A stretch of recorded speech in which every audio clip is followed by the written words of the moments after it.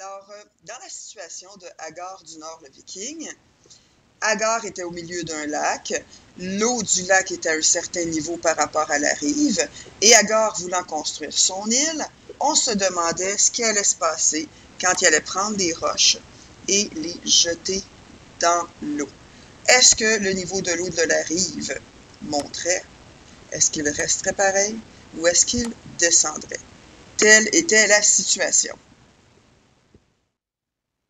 Alors, pour faire la démonstration, on a un bateau, le petit cope, et on a une grosse roche, 50 grammes. On la met dans le bateau.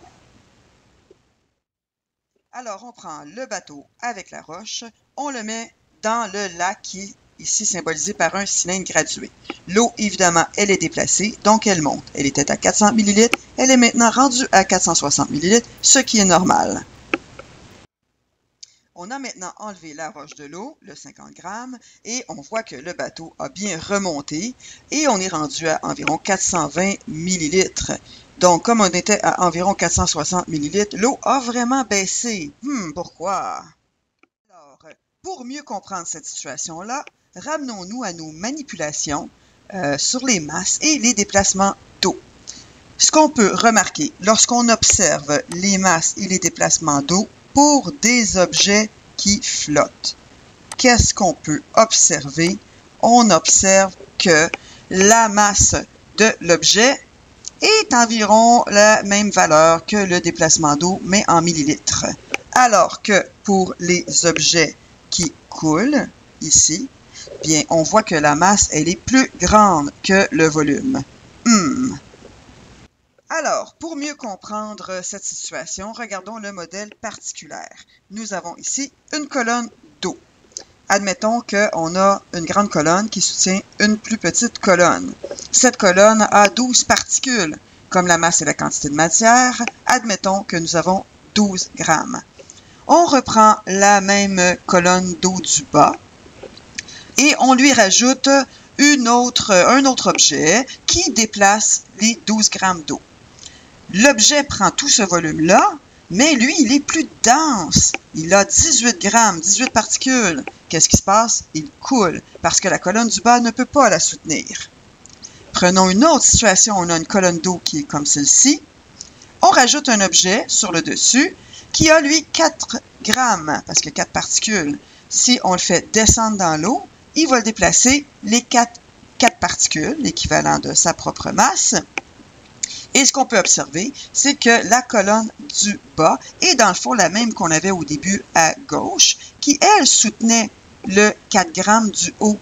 Donc, c'est suffisant pour notre situation. L'objet va rester là, l'objet flotte. Voilà.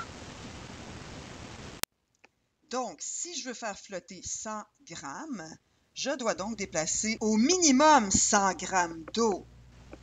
Comme 100 grammes d'eau correspond à 100 millilitres, parce que la masse volumique de l'eau, c'est 1 gramme pour 1 millilitre, je dois déplacer 100 millilitres. Je me prends un bateau.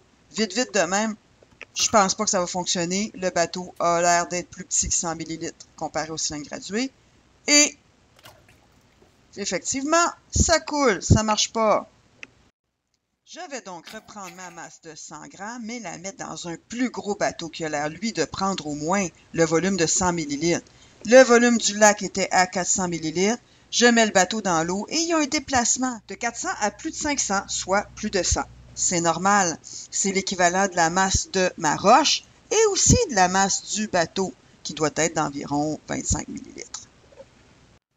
Donc, si je veux savoir c'est quoi la capacité maximale de mon bateau, je peux le déposer dans l'eau, puis je peux le renfoncer pour voir combien d'eau qu'il déplace. Par exemple, j'étais à 400 ml, là, je suis rendu à 460 ml. Donc, je le sais que je peux déplacer 60 ml d'eau. Donc, la masse totale de mon bateau et de la charge qu'il peut soutenir, ça doit être 60 grammes. Évidemment, votre bateau, si vous le rentrez comme ça au complet, c'est la charge maximale qu'il peut soutenir avant de couler. Sauf que c'est risqué. C'est très risqué parce que si l'eau est vraiment sur le bord comme ça, il suffit de prendre quelques vagues, puis l'eau va rentrer dans le bateau, il va couler.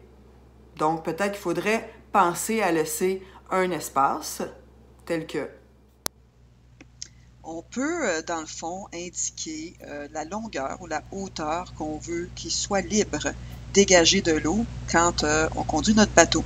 Pour ça, on a juste à rentrer notre bateau jusqu'au marqueur voulu. Donc, évidemment, les constructeurs travaillent dans un chantier naval. Le chantier naval, il n'est pas dans l'eau. Donc, le constructeur ne va pas prendre son bateau, le pousser pour voir le déplacement d'eau. Ce qu'il va faire, c'est qu'il va savoir c'est quoi la masse du bateau, il va savoir c'est quoi la contrainte de charge qui est demandée par le client. Puis, par des calculs complexes, ils sont capables d'évaluer le volume d'eau déplacée par des calculs de volume du bateau comme tel. Donc, c'est comme ça qu'ils vont faire. Vous, évidemment, vous n'avez pas ces notions-là. Donc, de faire des tests en poussant votre bateau, c'est quand même, ça va quand même suffire. Voilà.